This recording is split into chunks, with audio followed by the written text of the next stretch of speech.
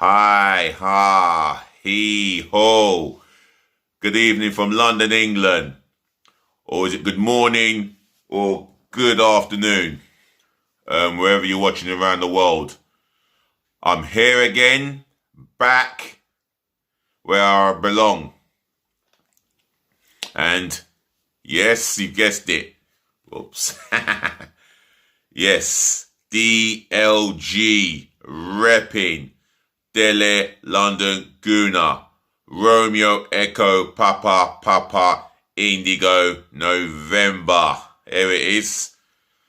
Before I give you my apologies, please help me by smashing the thumbs up like button. Do that abundantly. And that goes for my share button. Smash it all over the world, virally. Yes, to your friends and your relatives. Do help me by flooding my comment section with your opinions, your thoughts, any suggestions, all positive feedback in the comment section below. And yes, that button there, if you can see it. Yeah, right there, my big finger is. Subscribe to the channel, DLG Reppin. Show the support and love, man. Subscribe galore, abundantly, etc., etc. Yes, let's keep this channel growing, and I'll do my utmost to keep you going with the latest football content. And I will be doing some Arsenal news as well, being a supporter. Other than that, I'd like to apologise for a no-show. Yes, I've had a long day, but so has carpenters, so has lawyers, maybe a window cleaner, or maybe a solicitor, maybe a doctor, etc. But my aim is to continue to keep this content flowing, so I can get the thumbs up, like button, share button all over the world. I'm sure you're doing that. I'm sure you are going to leave me more comments and more feedbacks and response and comment opinions in my comment section below, and smash that subscribe button for me, left, right, and center, galore, passionately, yeah. And if you subscribe, then I will do my utmost to make sure I praise you by shouting you out, yeah. Over 110 subscribers, and I am so privileged to achieve as much as I have done in a short space of time that I've been a YouTuber. Anyway, a football YouTuber. So, like I would love to do, yeah, is get into the headlines. That is, Chelsea Football Club have announced have returned up to 800 tickets for the Champions League final v Man City. 2 retired police officers and an ex-solicitor accused of altering police statements after the Hillsborough disaster that happened back in 1989. And that month was April 89, and I would have been 7 years of age. So if you want to get in touch and talk about the events of 1989 April, then leave it in the comment section below, and I'll be happy to chat. And I'll be going through today's transfer gossip news. So let's start off with Chelsea here. Oh, where's the news? Where is it? Yes, there it is. Written in yellow writing, Chelsea return unsold final tickets. That's written in yellow writing as the head title. Chelsea have returned more than 800 unsold tickets for the Champions League final with Manchester City in Porto.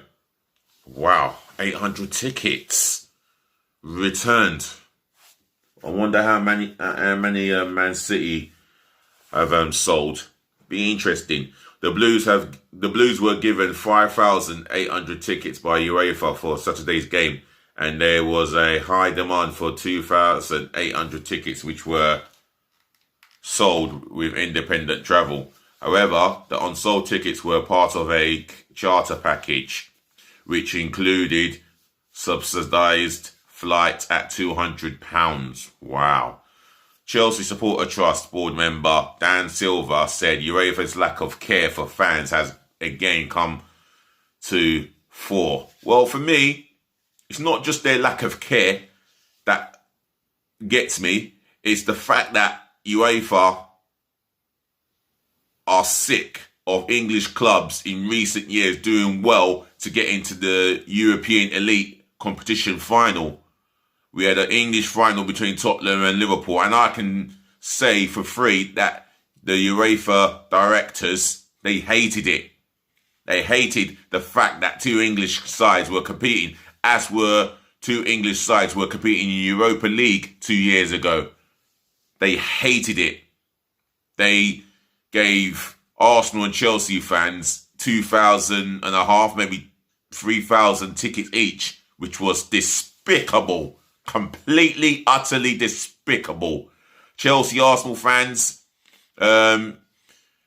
if you are upset about the situation and you wanted to go and you didn't get to go, please come into my comment section and tell me what it felt like not to watch your team in a European final. Leave it in the comment section below. I'll be waiting for your comments. But for me, that's just disgusting. And the politics with UEFA in terms of English teams is disgusting. But with other let me speak. Let me take a deep breath. But with the other European elite sides, it wouldn't be such a problem. I'll guarantee you, if that was Barcelona, Real Madrid, Paris Saint-Germain, Lyon, Juventus, AC Milan, they would have each way a lot more than 3,000 tickets to each fans. Fact. We're talking 20,000, maybe 30,000 each when it comes to selling tickets. But with English teams, UEFA want it to be scumbags about it. And I don't want to swear on this podcast, but believe me, they were see you next Tuesdays. A lot of them. They were being seen next Tuesdays at English clubs. And that's as far as I can spell it. Anyway, moving on. Right. Hillsborough aftermath trial. Now, this is relating to April 1989, where 96 football fans lost their lives going, attending Hillsborough for the Liverpool-Nottingham Forest semi-final of the FA Cup. And some younger spectators never returned home to their families, and it's left an everlasting effect which will never be forgotten by those who are alive today to tell the story. I mean, devastating. I mean, words can't describe the horror and the footage I have seen over and over and over again. It's emotional, deeply emotional. If there's any football fan or a Liverpool or Nottingham Forest fan that would like to talk about their memory of that event, please feel free to come into my comment section and leave it all in the comment section below. Leave your memory, your thoughts, etc. in my comment section below, please. Thank you. Right, I'm going to read here. Hillsborough aftermath trial collapses. That's the head title written in yellow writing. 2 retired police officers and an ex-solicitor accused of altering police statements after the Hillsborough disaster have been acquitted. Retired Chief Superintendent Donald Denton, retired Deputy Chief Inspector Alan Forster, and former solicitor Peter Metcalf had denied perverting the court of justice, or the course of justice. Should be the courts of justice. Anyway, Reading on, Mr. Justice Williams Davis ruled they had no case to answer. Margaret Aspinall, whose son James died in the disaster, said the ruling was an absolute mockery and a shambles. See, that's a family of one of the 96 who died, and she has called it a mockery and shambles to this day forward, that this has not been resolved. And I'm sure the police in their force are working tirelessly 24/7 to get to the bottom of this, because this is disgusting, it's despicable, and justice has still, from this day onwards, has not been served. This is an utter disgrace and beyond. How and why should the victims sleep well, knowing that these suspects who have violated their position of power and their duty, they get to sleep well at night. They get to enjoy Christmas every year, while others are mourning the death of their loved ones. Seriously. You couldn't make it up. Again, all I want to say is rest in eternal peace to the 96 victims who lost their lives in that Hillsborough disaster. My condolences goes out to you guys and your families and your friends. So, again, if you feel like you want to talk about this, my comment section below is open. You know where I am. This is from DLG Reppin. Thank you. Right, some Wednesday's gossip column, and Spurs and Everton are keen on the signing of Palace Ivory Coast forward Wilfred Zaha, who's 28, and he's available for 40 million apparently. This is come up on the internet by a goal. Paris Saint-Germain boss Mauricio Pochettino is seriously considering a return to former club Tottenham. This is according to The Sun. I hope this is not true. He would be a complete, utter idiot if he decided to go back to a club under the stewardship of Daniel Levy. It's like I decided to go back into a relationship with the woman who, let's be real, she was an absolute, I'm not even, a see you next Tuesday, and I bump into her, and days and weeks after, I've decided I'm going to go back with her,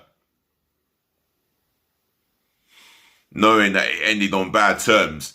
And that is the reality of Mauricio Pochettino's tenure at Tottenham. 5 years, and it ended on bad terms, where he was sacked because Tottenham were not getting the results since after they made the Champions League final. They were not playing the football. The fluent football was not pleasing the eye to Levy. They were not getting the results. Players have had a fallout, apparently. So that led to his sacking. And I believe that he would be a complete, utter idiot if he dare go back to Tottenham Hotspur. Mauricio Pochettino should just look forward, not going backwards. Nah, I don't entertain that. However, Spurs are in talks with Belgium head coach and former Everton and Wigan boss Roberto Martinez as the search to replace Jose Mourinho progresses. Also, there was talks of him, him. When I say him, Roberto Martinez, going elsewhere. But there was talks of Antonio Conte. I mean him, yeah, there was talks of him going to Tottenham, or yeah, there were rumours that he was in talks with Tottenham. Now, as an Arsenal fan, I feel disgusted. Why aren't we talking to him?